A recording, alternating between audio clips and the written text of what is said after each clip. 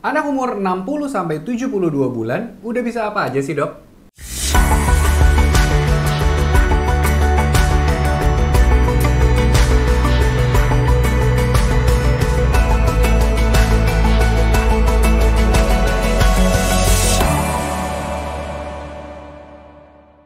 Di video ini akan ada 10 video tentang pertumbuhan dan perkembangan anak dari usia 0 sampai 6 tahun.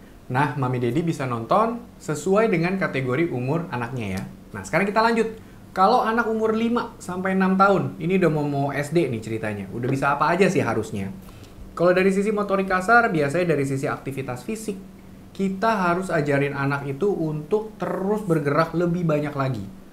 Main outdoor, main bola, jaga keseimbangan, lari, lompat jauh, bahkan juga bisa naik sepeda, main sepatu roda, tapi tetap tentunya dalam pengawasan.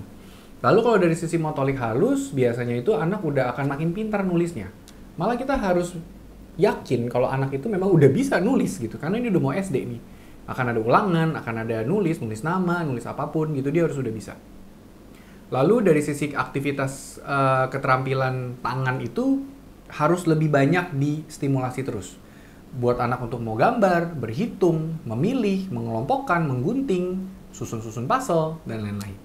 Lalu juga kita harus memastikan anak itu bisa mengerti urutan kegiatan.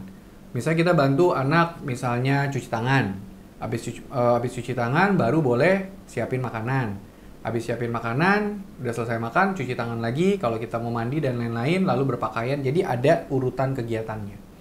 Nah, lalu juga kita bisa berlatih untuk memori, ingat-ingat gini nih. Kita tes daya ingat anak yuk. Misalnya, kalau anak udah tahu nih kan, pasti 1-10 dia udah tahu. Terus tulis angkanya 1-10 di kertas yang terpisah. Lalu Mami Dedi bisa letakin kertasnya di balik. Minta anak tunjukin kertas dan sebut angka yang ada di balik kertas itu. Kalau udah lancar, kita bisa naikin sampai di atas 10. Nah, lalu bisa juga nih bikin bentuk-bentukan dari tanah liat atau lilin. Nah, biasanya anak itu akan udah makin tahu nih dia mau bikin apa, bukan cuma asal sekedar bola-bola, gepeng-gepeng gitu, tapi ada bentuk yang akan udah lebih rumit. Nah, lalu juga kita bisa ajarin anak juga makin biasa untuk main jualan misalnya. Sama seperti stimulasi di usia sebelumnya, kita bisa ajak anak untuk main pretend play, jual beli, gantian siapa yang jadi beli, siapa yang jadi jual. Kita juga bisa ajarkan anak untuk belajar bertukang. Misalnya anak-anak di usia ini udah bisa belajar bertukang. Misalnya kita sediain alat yang diperlukan. Palu, gergaji, paku, obeng. Tapi tentunya harus dalam pengawasan, bimbingan ya dari orang tua. Jangan sampai nanti malah luka anaknya. Dan kita ajarin gimana cara pakainya. Lalu juga kita bisa stimulasi anak untuk kumpulin benda-benda. Misalnya supaya anak itu punya hobi, misalnya dia punya mainan tertentu yang suka mobil, dia akan koleksi mobilnya. Ajak anak-anak mobil-mobil itu disayang, dirapihin, disusun, gitu ya, supaya tidak rusak. Nah, terus juga biasa di usia ini kita ajarin dia untuk mengenal kalender. Kita kenalin konsep hari, minggu, bulan. Nah, lalu untuk kita minta mereka untuk tandain nih tanggal-tanggal penting di kalender itu. Misalnya hari ulang tahunnya, mungkin ada hari ulang tahun orang tuanya, gitu ya. Nah, setelah itu juga kita ajarin untuk dia bisa mengenal waktu. Nah, kita kenalkan juga nih konsep waktu. Kasih lihat jam di dinding atau di handphone. Mulai dari yang sederhana jam 12 tepat, ini waktunya makan. Terus jam 6 tepat, ini waktunya makan malam. Nah, setelah itu kita bisa lanjutin ke yang lebih rumit. Misalnya kayak, oh nanti kalau nonton terakhir di jarum panjang ke segini udah selesai ya, seperti itu. Nah, lalu misalnya mungkin dia bisa akan makin pinter menggambar dari berbagai sudut misalnya. Misalnya kalau kita gambar buku dari sisi depan jadinya begini, kita gambar buku dari sisi atas jadinya begini gitu ya. Nah, lalu juga bisa anak itu diajarkan untuk mengukur. Kalau anak udah lancar mengenal angka, biasa kita ajarkan anak mereka untuk mengukur panjang, lebarnya, atau tingginya dengan menggunakan suatu penggaris, atau kalau ada pita ukur juga bisa. Nah, terus tulis hasilnya di kertas, ajarin mereka mana yang panjang, mana yang lebar, mana yang tinggi. Gitu ya. Nah, lalu dari sisi bicara dan bahasa, biasanya dia akan mulai mengerti lawan kata. Kenalin aja pas lagi kita ngobrol-ngobrol santai, misalnya lawannya jahat, itu baik. lawannya manis itu pahit, lawannya terang itu gelap, kayak gitu. Terus kalau misalnya anak ini juga akan memulai makin pinter mengenal warna. Nah, biasanya dari berbagai macam benda yang ada di sekitarnya, kita bisa minta anak untuk sebutin itu warnanya apa gitu. Nah, lalu juga biasanya kita bisa bahas buku dan juga cerita pendek nih bersama anak yang udah umur segini. Nah, biasanya sering-sering baca buku, abis itu kita discuss sama-sama, terus juga kita bisa discuss kira-kira kita lemparin pertanyaan tentang cerita yang ada di buku ini, terus anaknya coba jawab. Nah, terus dari gitu anak itu juga udah mulai bisa mengenal benda-benda yang sama dan yang berbeda. Nah, kita bantu anak nih untuk mengenal benda yang sama atau berbeda, misalnya kalau radio sama TV tuh sama apa beda? Kursi sama bangku tuh sama atau beda? Pisau sama garpu tuh sama atau beda? Kayak gitu. Terus juga biasanya bisa main tebak-tebakan juga. Misalnya buah yang warnanya kuning, bentuknya panjang, rasanya manis tuh apa? Gitu. Nah, terus setelah itu juga bisa kita mulai menjawab pertanyaan yang mengapa gitu. Misalnya, kenapa sih kita harus sikat gigi? Gitu. Kenapa sih kita harus makan?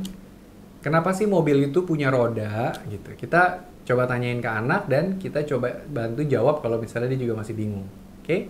Nah, lalu di usia gini dia akan makin pintar mengenal rambu-rambu lalu lintas gitu. Kita kasih tahu ini lampu merah, lampu kuning, lampu hijau, dilarang parkir, dilarang stop, jalannya menanjak gitu ya.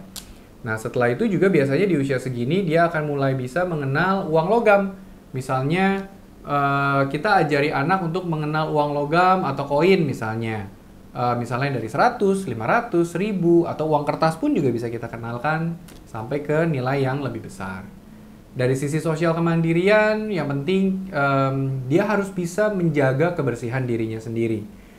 Bisa pakai baju sendiri, bisa simpan mainannya sendiri tanpa bantuan.